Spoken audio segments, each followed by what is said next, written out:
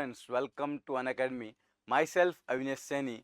और आज जो हमारी सीरीज चल रही है gems of NCERT and most important concept of physics, उसमें हम आपके लेकर आए हैं एक बहुत इंपॉर्टेंट कंसेप्ट जिसमें स्टूडेंट्स जनरली बड़ा डिफिकल्टी फेस करते हैं, that is 2D relative motion. देखिए, रिलेटिव मोशन पर अलग से इंडिपेंडेंट क्वेश्चन आए ऐसा जरूरी नहीं है, बट जी एडवांस में आने वाले क्वेश्चंस में रिलेटिव मोशन का किसी ना किसी क्वेश्चन में डेफिनेटली यूज होता है। सो पहले मैं आपको रिलेटिव मोशन के बारे में थोड़ा सा बता देता हूँ। रिलेटिव मोशन का मतलब होता है, जैसे कि आपने जाना है, velocity of A with respect to B is velocity of A minus velocity of B. यहां से आप रिलेटिव वेलोसिटी सॉल्व करते हैं और पूरे रिलेटिव मोशन में एकमात्र यही फॉर्मूला है। बाकी सब क्या है कि आपने जितना प्रैक्टिस किया है और जितने अच्छे से चीज़ों को समझा है, उससे आप रिलेटिव मोशन का हर क्वेश्चन बहुत इजीली सॉल्व कर सकते हैं। लाइक अगर मैं ये कहता हूँ कि ये एक ऑब्जेक्ट है या ये एक पर्सन है, this person is moving at 12 metre per second towards right, और इसके रेस्पेक्ट में, इस ए के रेस्पेक्ट में कोई आगे की तरफ जा रहा है 6 मीटर पर सेकेंड से, तो ये एक्चुअल में कितना स्पीड से चल रहा होगा। ए के रेस्पेक्ट में बी की वेलोसिटी 6 है, तो इसकी एक्चुअल वेलोसिटी बतानी है तो इसमें ए की वेलोसिटी आप ऐड कर दो। सिंपल सा कंसेप्ट है। तो ये आगे जा रहा होगा 18 मीटर पर सेकेंड से। अगर मैं कहता हूं कि ए के रेस्पेक्ट में एक ऑब्जर्वर सी है, वो पीछे चल रहा है 3 मीटर पर सेकेंड से, तो सी की वेलोसिटी निगेटिव में हो गई। डायरेक्शन का ध्यान रखना बहुत जरूरी है। सी की वेलोसिटी निगेटिव में हो गई, इसमें 12 ऐड करोगे तो सी एक्चुअल में आगे चल रहा है 9 मीटर पर सेकेंड से। अगर इसके रेस्पेक्ट में मैं कहता हूं कि ए एक्स एक्सिस में जाता है और कोई ऑब्जेक्ट डी है, इसके रेस्पेक्ट में ये चल रहा है ऊपर की तरफ 5 मीटर पर सेकेंड से, तो ए को ऐसा लग रहा है कि डी वाई एक्सिस में जा रहा है, तो ए को ये एक्स एक्सिस में चलता हुआ दिखाई नहीं दे रहा है। इट मीन्स कि ए और डी की एक्स एक्सिस में वेलोसिटी सेम है। या अगर आप इसकी एक्चुअल वेलोसिटी सॉल्व करना चाहते हैं तो इस 5 में ए की वेलोसिटी और ऐड कर दीजिए, तो डी एक्चुअल में इधर कहीं चल रहा है विथ 13 मीटर पर सेकेंड। बस यही केवल रिलेटिव मोशन में आता है कि एक के रेस्पेक्ट में दूसरे की वेलोसिटी पता है और आपको एक्चुअल सॉल्व करना है, तो उसको ऐड कर दो तो दूसरे की एक्चुअल वेलोसिटी मिल जाएगी। While adding you have to take care of the sign, कि आपको डायरेक्शन का ध्यान रखना है। ठीक। अब जब हम 2D रिलेटिव मोशन की बात करते हैं, तो 2D रिलेटिव मोशन में आपने बहुत सारे केसेस पढ़े होंगे अलग अलग।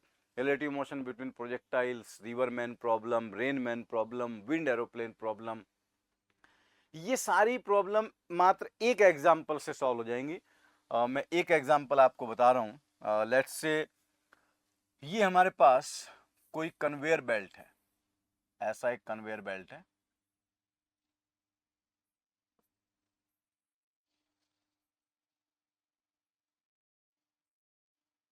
राइट।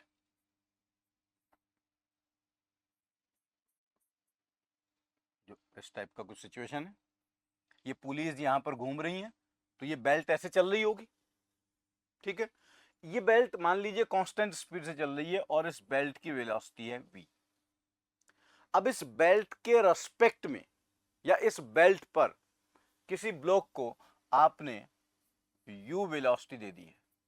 अगर वो u वेलोसिटी आगे की तरफ दी है तो बेल्ट के ऊपर वो u स्पीड से स्लिप कर रहा है, मतलब बेल्ट के रेस्पेक्ट में उस ब्लॉक की वेलोसिटी है u, तो जो ग्राउंड से बैठकर देख रहा होगा उसकी रेस्पेक्ट में वेलोसिटी होगी v प्लस u। आप देख सकते हैं this is the similar situation when we take downstream motion in a river. Belt को आप रिवर मान लो और ये स्विमर बन जाएगा या फिर बोट बन जाएगा। और अगर बेल्ट के रेस्पेक्ट में ये निगेटिव डायरेक्शन में स्लिप कर रहा है, तो इसकी एक्चुअल वेलोसिटी हो जाएगी u माइनस वी, या आप उसको v माइनस यू भी लिख सकते हैं। जो भी बड़ा होगा उसमें सब्ट्रैक्ट हो जाएगा। अगर बेल्ट तेज चल रहा है तो ग्राउंड से बैठकर देखने पर वो डाउन स्ट्रीम जाता दिखाई देगा, और अगर ये ब्लॉक तेज चल रहा है तो ग्राउंड से देखने पर वो अप स्ट्रीम जाता दिखाई देगा। राइट। अब देखिए, अगर इस ब्लॉक को, बेल्ट तो इधर एक्स एक्सिस में मूव कर रही है, belt is going towards x axis, और ब्लॉक को मैंने यहां से बेल्ट के परपेंडिकुलर डायरेक्शन में कुछ वेलोसिटी दे दी, और बेल्ट का ये जो विड्थ है ये d के बराबर है। तो अब ये बेल्ट के रेस्पेक्ट में ऊपर जा रहा है, लेकिन बेल्ट उसे अपने साथ साथ भी नीचे ले जाएगी। तो ये कुछ इस डायरेक्शन में चलता दिखाई देगा ग्राउंड फ्रेम से, और जिस पॉइंट की तरफ आपने इसको प्रोजेक्ट किया था ए से बी की तरफ, ये उससे आगे कहीं जाकर बेल्ट को क्रॉस करेगा। जितना डिस्टेंस यहाँ से चलेगा, this is called drift. River में यही होता है, एरोप्लेन में यही होता है। इसको बेल्ट को आप विंड मान लो और ब्लॉक को एरोप्लेन कंसिडर कर लो, सारी सिचुएशन सेम है। तो अब ये डिस्टेंस डी है, तो जब वो ए से सी पर गया तो वाई एक्सिस के लोग कितना डिस्प्लेसमेंट हुआ, डी। तो इसका मतलब बेल्ट को क्रॉस करने में कितना टाइम लगा होगा, D by U. This velocity is responsible to cross the belt. और कितना डिस्टेंस आगे चला गया होगा, जो ड्रिफ्ट है, ड्रिफ्ट की वैल्यू होगी आगे ले जाने वाली वेलोसिटी है v, that is v into T, that is v d by you. यही रिवर वाली प्रॉब्लम भी होती है। अगर हम ये कहते हैं कि वो किसी एंगल पर चलता है, like this is our belt, और बेल्ट आगे मूव कर रही है u स्पीड से, ये यहां से किसी एंगल पर चलना स्टार्ट करता है u वेलोसिटी से। So this u is the velocity with respect to belt. With respect to belt means अगर इसकी ग्राउंड के रिस्पेक्ट में वेलोसिटी बतानी है, ये एंगल थीटा है, तो इस तरफ वेलोसिटी u cos थीटा, और ऊपर की तरफ वेलोसिटी हो गई u sin थीटा। तो जो आदमी ग्राउंड पर बैठा होगा वो कहेगा कि ये आगे की तरफ u cos theta plus vb से जा रहा है। और इसको क्रॉस करने में जो टाइम लगेगा, टाइम आप चाहे किसी भी फ्रेम से सॉल्व करें, टाइम हर फ्रेम में सेम आता है। तो अगर इस बेल्ट का विड्थ d के बराबर है, तो इसको क्रॉस करने में टाइम लगेगा d by you sine theta. ये इस बात पर डिपेंडेंट नहीं होगा कि बेल्ट कितना स्पीड से चल रहा है। और फिर जब ये कहीं आगे जाकर निकलेगा, इसकी जो ग्राउंड के एस्पेक्ट में नेट वेलोसिटी होगी, एक्स एक्सिस में u cos theta plus v भी होगी, y एक्सिस में u sin थीटा। तो जो पर्सन ग्राउंड से इसको ऑब्जर्व कर रहा होगा, उसे ये थीटा एंगल पर चलता है दिखाई नहीं देगा, क्योंकि वेलोसिटी का x कंपोनेंट इंक्रीज हो गया है। तो उसको ऐसा लगेगा कि ये किसी अल्फा एंगल पर चल रहा है, और उस बी पॉइंट की तरफ आपने इसको स्टीयर किया था, लेकिन ये जाकर निकलेगा सी पॉइंट पर। जहां ए से स्टार्ट किया था वहां से एक्चुअल में कितना दूर चला जाएगा, तो उसकी वैल्यू होगी u cos theta plus V B into T. ये डिस्टेंस ये वाला होगा। इस तरीके से आप सॉल्व कर सकते हैं। और फिर इनमें एक पर्टिकुलर टाइप के क्वेश्चन आते हैं कि भाई एक पर्टिकुलर पॉइंट पर ही हमें पहुंचना है, तो हमें किस डायरेक्शन में ब्लॉक को प्रोजेक्ट करना चाहिए, या रिवर में किस डायरेक्शन में हमें स्विमिंग स्टार्ट करना चाहिए। So let's say this is again our conveyor belt. ये हमारा कन्वेयर बेल्ट है, और कन्वेयर बेल्ट वीबी स्पीड से चल रहा है, और एक ब्लॉक को आपको यहां से फेंकना है बेल्ट के ऊपर, ताकि वो एग्जैक्टली बी पॉइंट पर जाकर निकले, उसे बी के अलावा कहीं और नहीं पहुंचना है। तो इसका सिंपल मेथड ये होता है कि भाई आप ए बी लाइन को मिला दो। अगर ये ए बी लाइन यहां से थीटा एंगल बना रही है, तो अब आपको पता है कि जब आप ब्लॉक को इस लाइन पर फेंकेंगे, अगर आपने एग्जैक्टली इसी लाइन के अलोंग फेंक दिया, तो फिर बेल्ट भी तो उसको आगे खींचेगी ना, तो वो बी पर नहीं निकलेगा, बी के डाउनस्ट्रीम जाकर कहीं पहुंचेगा। नाउ अगर हम इसको ए बी लाइन से कुछ अल्फा एंगल बनाते हुए प्रोजेक्ट करते हैं, सो ये जो ए बी लाइन है, consider this as X axis. इसी को आप एक्स एक्सिस मान लो, या उसको वाई एक्सिस भी कह सकते हो, और you can say this is our reference line, right.